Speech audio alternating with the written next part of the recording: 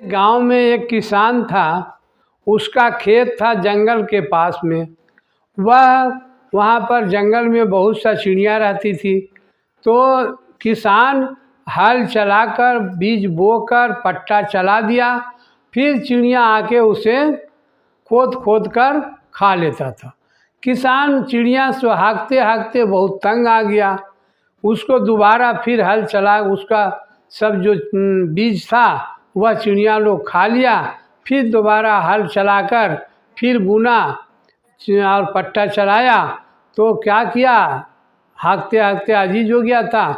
तो जब अभी बीज बोया उस वक्त उस सोचा एक बड़ा सा जाल लाया, बहुत सा बड़ा जाल लाया और उस खेत में बिछा दिया। फिर चिड़िया आया खाने के लिए तो उस जाल में फंस गया और एक सारस भी फंस गया।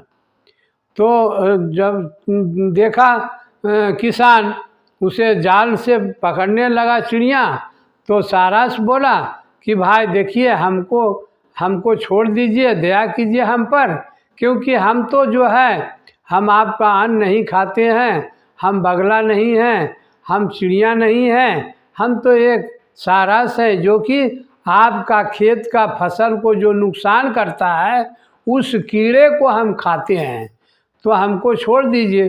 किसान को गुस्सा में था, उसको सब खा लेता था। तो कहिस कि हाँ तुम कहते तो ठीक हो, लेकिन जैसा करता जैसा संगत वैसा भोगने पड़ता है।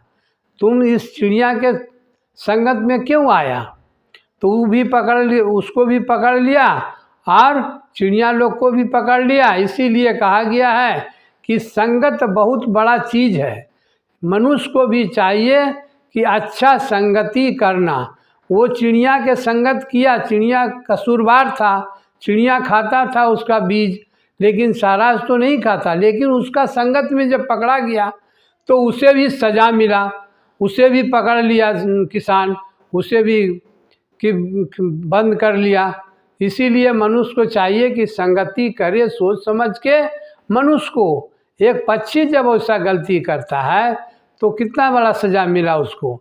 उसी प्रकार मनुष्य को, जब आप मनुष्य, एक मनुष्य इंसान है और दूसरा मनुष्य यदि हैवान है, खतरनाक है, तो उसका संगत नहीं करना चाहिए, क्योंकि उसका फेरा में भी इंसान भी चले जाता है।